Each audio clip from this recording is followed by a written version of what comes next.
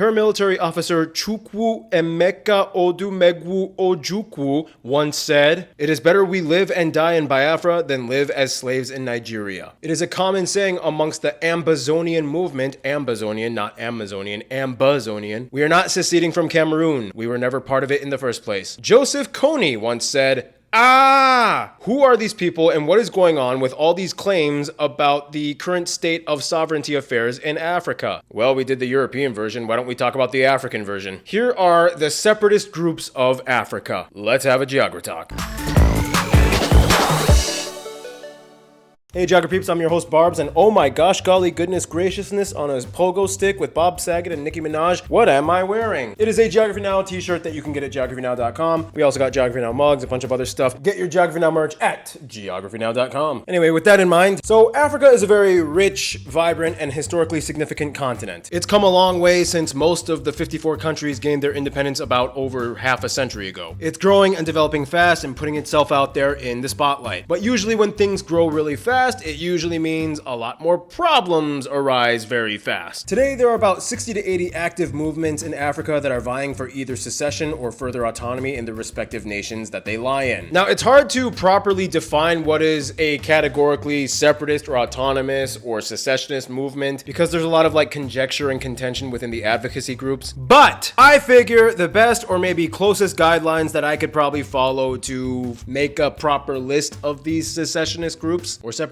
groups, or whatever you want to call them, would probably be the criteria under the UNPO, or the Unrepresented Nations and Peoples Organization, or the OEAS, Organization of Emerging African States. Ineth sucheth. All the groups I'm going to mention right now have an active movement with active members, whether it be a political party, government in exile, advocacy or military groups, whatever, something organized. They are seeking greater autonomy or self-determination. They are citizens and people of the conflict areas and do not come from another country. And they have a proposed name for a seceding sovereign state with a proposed land area for said state. That being said, I'm going to go down the list of most of the African secessionist groups. I might miss a few, but these are the most well-known and active ones. Some of them are not as active, so I'm just going to include the most active ones in this list. Before I jump into it, I have to let you guys know that research is one of the most important elements on how I do my job here at Geography Now. And oftentimes that means I have to get the inside scoop from news articles from multiple sources across the world. The problem is, oftentimes the news can be very biased, failing to address certain factors that might not be convenient to their bias. And that's why I'm so glad to say Ground News is able to support this episode. Ground News is great. First of all, they have the same initials, GN, Ground News, Geography Now. It's like destiny, okay? It's a source that tries to take the biases in articles more transparently by giving you the tools and help you need to think critically about the information you consume. For example, they even had some articles about some of the stuff I'm going to talk about in this video, like separatist movements from Nigeria and Sudan. Ground News basically gathers as many related articles from all around the world in one place with context about political leaning, reliability, and ownership. This allows you to compare the coverage of each source and quickly understand the bigger picture. The coolest thing though is that Ground News has a blind spot feature. It shows stories that have disproportionately or little to no reporting on one side of the political spectrum, and it offers perspectives from the ground, local, and media sources. You can subscribe to Ground News and get 40% off their Vantage plan. That's the thing that I literally just talked about right now, the blind spot, all that cool stuff that comes with it, by scanning this QR code right here on the screen. I'll put it right here. You can scan it, or you can go to my link at ground.news/geography. 40% off. Thank you so much, Ground News. You guys are amazing. With that being said, I'm going to go down the list of separatist groups. I'm going to give you a short summary, just like we did with the European one, because I'm not going to waste 80 years of your life trying to talk so much in depth about each one. We don't got a lot of time. Your time is precious. My time is precious. We don't got a lot of time, okay? We're just going to have to get through this. So here we go. First one, Algeria with the Kabylia movement, aka the Land of Tribes. This is a place that was a unique region in the Atlas Mountains that has a long history of being ruled by native Amazigh peoples, and oddly enough, there was a period of time where they actually mixed in a lot with the Germanic Vandal people, and today the Kabylia region has a strong sense of Kabylia identity. Today they have a government in exile that operates in Paris, France, led by this guy Ferhat Meheni. Angola, there's the Democratic Republic of Lunda Chokwe. Basically, this is the far eastern part of Angola that's in the middle of the jungles. In the year 2000, they claimed their own independence. They argue that that these areas were under the Lunda Empire and were not properly colonized by the Portuguese during Portuguese Empire times. To this day, there's some tension between them and the centralized government of Angola, especially when it comes to the management of resources, many of which can be found in this area. And also for Angola, Cabinda, Africa's only exclave. This little section of land is actually part of Angola. Long story short, it is mostly inhabited by the Bakongo people that had 3 historical kingdoms here. And the most controversial part, the Cabinda exclave is responsible for about 60% of Angola's petrochemical industry. Next up, Botswana has Zambezia. This is basically home to the famous Okavango Delta and also home to Chobe National Park, which has the highest population of African elephants. I actually went there for my Letter to Botswana episode. It's crazy, so many elephants there. Anyway, the people here, in addition to some parts of the Caprivi Strip in Namibia, have expressed some dissatisfaction with the Botswanan government, and they are led by the Movement for the Survival of the River Races of Zambezia. Next one, Cameroon has 2 of them. Ambazonia! We mentioned that from the quote earlier in this episode. Basically, when Cameroon was formed, it was basically a fusion of the English speakers in the north and the French speakers in the south. Long story short, it was supposed to be a federalized union of 2 separate but equal entities. But over time, the English-speaking side has said that there has been a lot of marginalization between them and the French-speaking side, which to me as an outsider, when I observe that, it's like you're arguing over the Anglophone and Francophone communities when neither are African languages. Anyway, it's an ongoing thing, and some people in the Ambazonia region or the English-speaking part of Cameroon have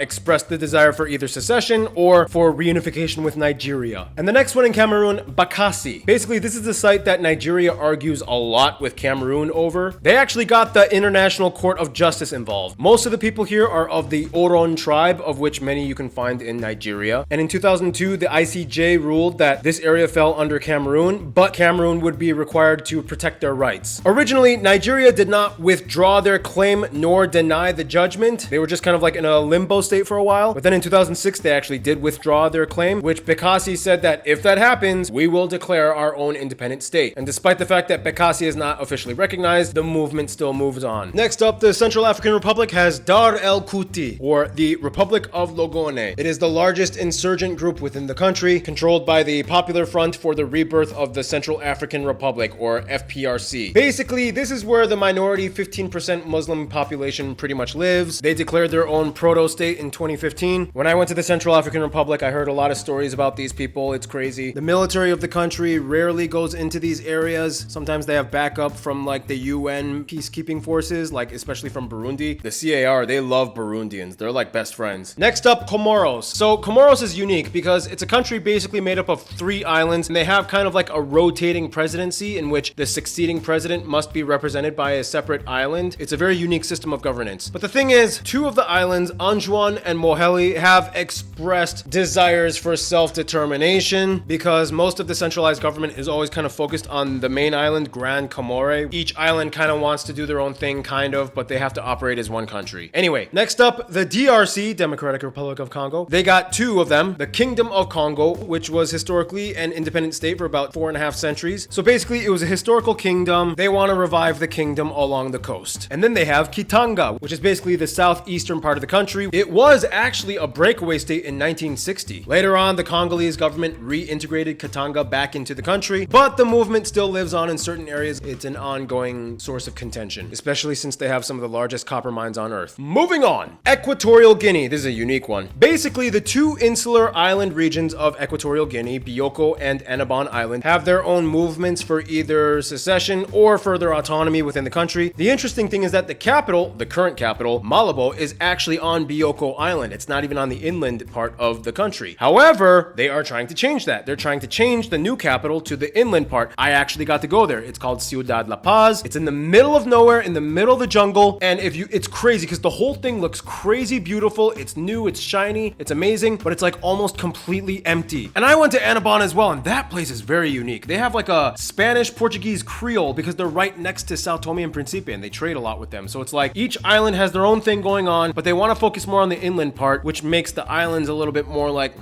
how should we move forward if they're going to move the capital to the inland part? Yeah, Equatorial Guinea, it's one of the, I'm so glad I got to go there. It's such a cool, interesting place to check out. Next up, Eritrea has Dankalia. So let me just kind of break this down for you, explain it, okay? This is the area that touches the Red Sea in Eritrea on the Bab el-Mandab Strait. Ethiopia is landlocked because of Eritrea. However, the Saho and Afar people in Eritrea, they've had had arguments with the Eritrean government. They've proposed the state of Dankalia, or reunification with Ethiopia, because they're kind of cool with Ethiopia, or at least they were. And for a while, Ethiopia actually was supporting them. But then in 2018, Ethiopia and Eritrea had a peace agreement, and part of that agreement was that Ethiopia wouldn't be supporting these Dankalia people anymore, weakening their operations. Regardless, the movement still kind of lives on within the people that live in this area, and yeah, it is what it is. Anyway, Ethiopia. Okay, you gotta know, Ethiopia, the entire country, it's kind of like Spain, you know? It's a whole country of ethno-linguistic federalism. You know, like each region in Ethiopia has its own predominant ethnic group, and they all kind of like have their own system of autonomous governance. It's a country, but it's more like a bunch of mini countries. So today, they have 7 secessionist movements going on in the country. I'm just gonna go down the list. They have Ogaden, which is basically where the Somali people in Ethiopia live. They are basically related to the same Somali people in Somalia. Oromia, which is home to the largest ethnic group, the Oromo people in Ethiopia. Amhara, the second largest ethnic group, which by the way has the Giz alphabet, which is one of the only native writing systems indigenous to Africa. Sidama, for the Sidama people in the center of the country. Afar and Tigray peoples up in the north. This is the site of all that conflict you've probably heard about in the news in regards to Ethiopia. And finally, the Wolaita zone for the Wolaita people in the south. It's a small zone, but historically rich with their own long-standing monarch system. They also have a secessionist movement. Ghana has Western Togoland. This place is predominantly inhabited by the Ewe peoples, which are cousins of the Ewe in Togo, which are the largest ethnic group in Togo. They vied either for secession or union with Togo. Kenya has 2 of them. The Republic of Mombasa, the largest secessionist movement in the country. Basically, it's on the coast on the Indian Ocean. Their slogan is Pwani si Kenya, or the coast is not Kenya. This area is basically kind of similar to like Catalonia in Spain. It's an economic secessionist movement, not an ethnic or religious one. In fact, there's a lot of Christians and Muslims that are both behind this movement. And the next one is the People's Republic of Kenya, which is basically the furthest western provinces of Rift Valley, Western Province, and Nyanza, led by the Azimio la Umoja Party. These 3 regions are basically just vying for further autonomy within Kenya. They don't want to secede into a new country. Next one, Libya. Libya has 3 historical regions, okay? Tripolitania, Cyrenaica, and Fezzan. And ever since the whole Libyan civil war thing, blah, blah, blah, Cyrenaica wanted to split up from the rest of Libya and like, hey, we got our own thing going on. They've accused Libya of neglecting the eastern regions, especially when it was under Gaddafi, always favoring Tripoli and the Tripolitania region. And also Cyrenaica is like home to like 80% of their known oil reserves, so they obviously want to do their own thing. Mali has Azawad. I actually mentioned this in my Sahel states video. It's basically, they've claimed areas pretty much in the northern parts of the country. At one point, they even occupied the cities of Gao and Timbuktu. It is mostly led by ethnic Tuareg peoples that were native to the Saharan desert areas of the country. The Azawad movement has been criticized for a lot of the actions they've taken. And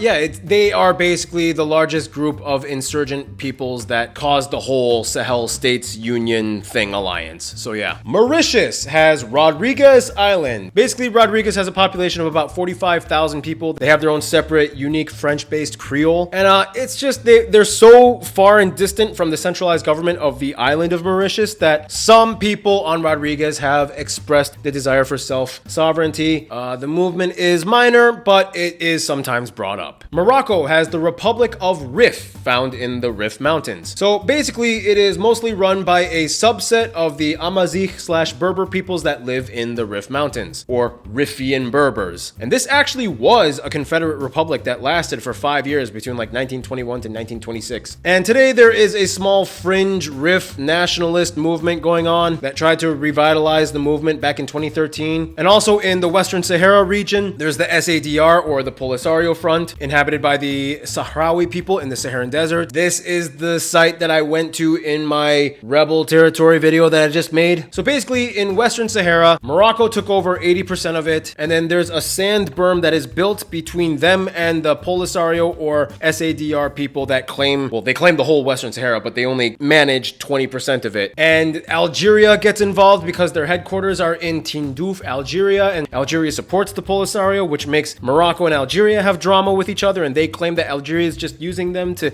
It's so complicated, but basically, these are the people that argue with Moroccans the most, aside from Algerians. Next up, Namibia has the Rehoboth area. Basically, in 1968, the German government provided a separate government for the Bas Master people in the central part of Namibia. Nigeria. So we already explained in the Nigerian states episode that I did a long time ago with my buddy Bosun that Nigeria is a very ethno-linguistically diverse country, but many regions in Nigeria have like a dominant ethno-linguistic group. And a lot of these ethno-linguistic regions have their own kind of autonomy slash secessionist slash separatist movements, depending on where you go. And today they have 6 officially recognized groups. The first one, Biafra. This is basically the oil-rich south part, which is mostly inhabited by the ethnic Igbo peoples and their subgroups. They actually did declare independence briefly in the 60s. Today they're still trying to fight for further autonomy or separatism from Nigeria. The next one, the Republic of Oduduwa. This is the Yoruba dominant area of Nigeria. And unlike Biafra, they are only proposing further autonomy within the country of Nigeria, not separatism. Then we have the Niger Delta Republic. This is in the southern Delta region of Nigeria, obviously, Delta. It's basically the same story as Biafra, but it's more ethno-linguistically diverse. And they are run by the Movement for the Emancipation of the Niger Delta, or MEND. Then we have the Arewa Republic. This is for the predominantly Hausa people that can be found in the northern parts of Nigeria, and they are predominantly Muslim. And they are seeking for either statehood or further autonomy within Nigeria. Ogoniland. This is for the Ogoni people that are within the river state within the Delta, so it's like a separate thing from the Niger River Delta thing that we just talked about, led by the advocacy group, the Movement for the Survival of the Ogoni People. It's like a little mini secessionist thing within a larger secessionist thing. And then finally you have the Kingdom of Benin, which actually was a thing for centuries. It was an independent monarchical state until 1897 when it was integrated into British Nigeria. It has a lot of history. It was once a very prosperous kingdom, and some people today are advocating for the reestablishment of the kingdom separate from Nigeria, and they have a really crazy flag that has a guy cutting off another guy's head. Okay, next up, Senegal has the Republic of Casamance. This is the strange southern part of Senegal that Senegalese citizens have to bypass the entire country of the Gambia that is completely enclaved within Senegal to access. Basically, in Senegal, Dakar is like, all the focus is on Dakar. It's like the Marsha, and like Casamance is like the Jan. They don't really get as much attention. They've expressed dissatisfaction with the Senegalese government, blah, blah, blah. And in the 90s, they actually formed their own militant group, and that caused a lot of drama. Casamance, okay? Next, Somalia. Okay, so Somalia, here's the thing. You have to understand, the Somali people, they have like 5 main clans. You would think they would all be like, oh, we're all Somali, we should all be unified. No, each of these clans has drama with the other clans. It's crazy. And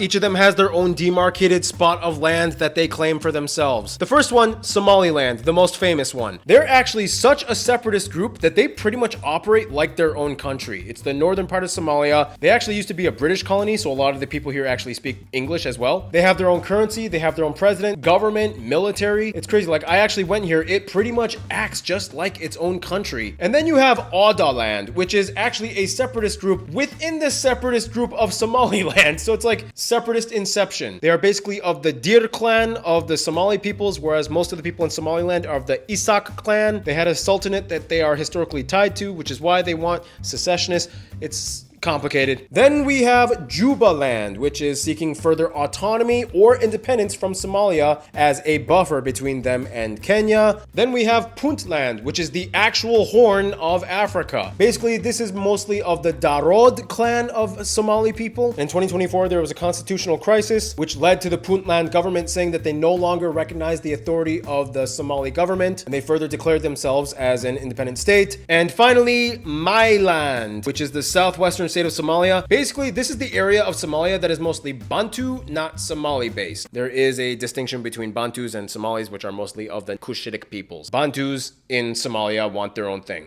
Next up, South Africa. Same deal as Ethiopia, Nigeria. It's basically a country with a bunch of mini countries in it. Let's just go down the list. The Cape Republic. This is basically the Western Cape province of South Africa, which obviously has the city of Cape Town. It's a very diverse province, mostly inhabited by colored peoples, which is the word they use for people of mixed African and non-African ancestry, and among them, some are even proposing the sovereign state of Good Hope, which seeks full secession from South Africa. Next up, we have Volksstaat, which is the section of the Northern Cape province that Afrikaners, or South Africans primarily of Dutch descent, are proposing for further autonomy or secession. Next up, the Zulu Kingdom. Obviously, this is in the Zulu areas of South Africa. Some people are thinking of reviving the Zulu Kingdom as an autonomous part within South Africa. And finally, the state of Venda, which is for the Venda-speaking peoples, mostly in the northern part of the country, proposing either a state or autonomous region for the Venda people in South Africa. Moving on, South Sudan has Rol Nat, or the Nuer land, which is basically the homeland of the Nuer peoples in South Sudan. They are one of the largest ethnic groups in the country. Basically, the area that they are proclaiming takes up many of the northeastern parts of the country. Next up, Sudan,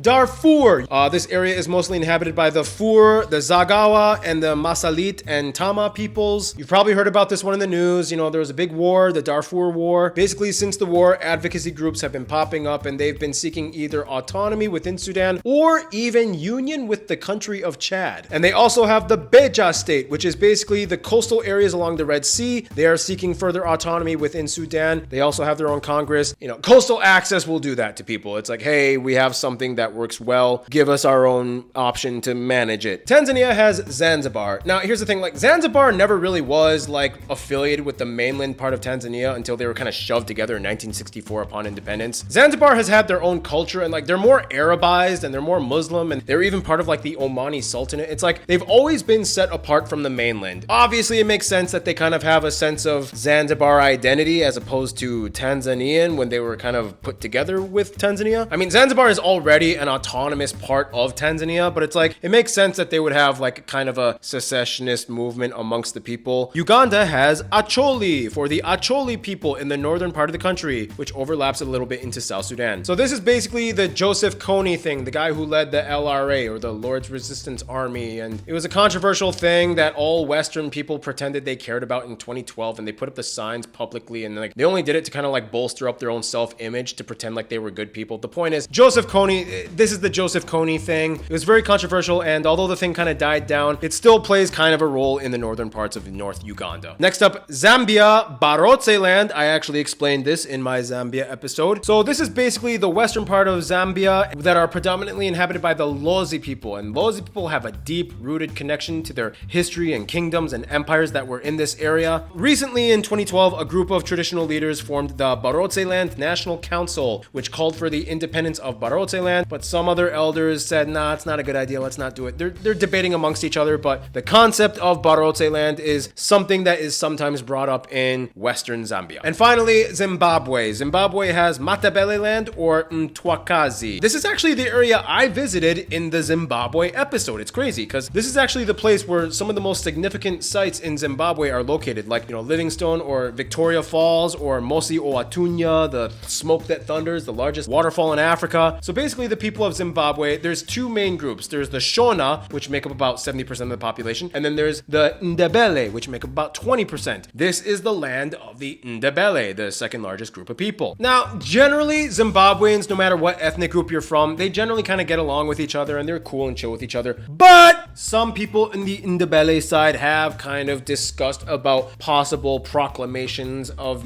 further autonomy within Western Zimbabwe. So yeah, there you go. Bonus, certain insular island regions off the coast of Africa that fall under European administration have also expressed possible autonomy / secessionist movements. They are Reunion and Mayotte Island in the Indian Ocean for France, as well as the Canary Islands for Spain and Madeira Island for Portugal. So there you go, the separatist / secessionist / autonomous movements of Africa. Why should you care about this? Because I guess it illustrates the social structure of peoples around the world and why they say and claim the things that they do, which gives you a well-rounded visual understanding of why things are in this world. I don't know. So anyway, I hope you learned something, and what topics would you like me to cover in these Geography Talks next? Write them in the comments. Feel free to give me your suggestions. I actually do read them, and then I get bored after a while because there's too many comments, but I read the cool ones. So if you have a cool comment, I'll probably read it, okay? Anyway, hope you have a good one. Stay cool, stay tuned.